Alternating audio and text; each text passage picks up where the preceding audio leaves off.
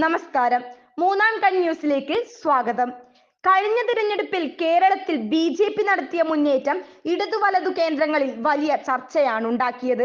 2021 തെരഞ്ഞെടുപ്പിൽ മഞ്ചേശ്വരം, കാസർഗോഡ്, മലമ്പുഴ, പാലക്കാട്, ചാത്തന്നൂർ, ആറ്റിങ്ങൽ, കഴക്കൂട്ടം, വട്ടിയൂർക്കാവ് നേമം മണ്ഡലങ്ങളിലാണ് ബി.ജെ.പി രണ്ടാം സ്ഥാനത്ത് വന്നത്.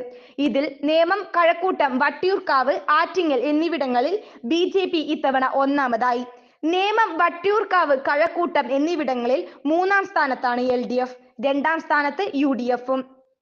മുമ്പ് UDF വോട്ടുകൾ മറിഞ്ഞതാണ് നേമത്തെ ബി.ജെ.പി ജയിക്കാൻ കാരണമാക്കിയതെങ്കിൽ ഇത്തവണ LDF വോട്ടുകളാണ് മറിഞ്ഞത്. ഇരിഞ്ഞാലക്കുട, കാട്ടാക്കട, തൃശൂർ, ഒല്ലൂർ, നാട്ടിക, പുതുകാട്, മണലൂർ മണ്ഡലങ്ങളിലും ബി.ജെ.പി ഒന്നാമതെത്തി. കാട്ടാക്കടയിൽ മൂന്നാമതാണ് CPM. ഇടതു തരംഗമുണ്ടായ 2021 നിയമസഭാ തിരഞ്ഞെടുപ്പിൽ മഞ്ചേശ്വരം, കാസർഗോഡ്, പാലക്കാട് മണ്ഡലങ്ങളിൽ CPM മൂന്നാം സ്ഥാനത്തായിരുന്നു. ഇവിടെ ബി.ജെ.പി ഇത്തവണയും രണ്ടാം സ്ഥാനം നിലനിർത്തി. തിരുവനന്തപുരം, കോവളം, നെയ്യാറ്റിൻകര, ഹരിപ്പാട്, കായംകുളം മണ്ഡലങ്ങളിൽ രണ്ടാം സ്ഥാനത്തുമെത്തി.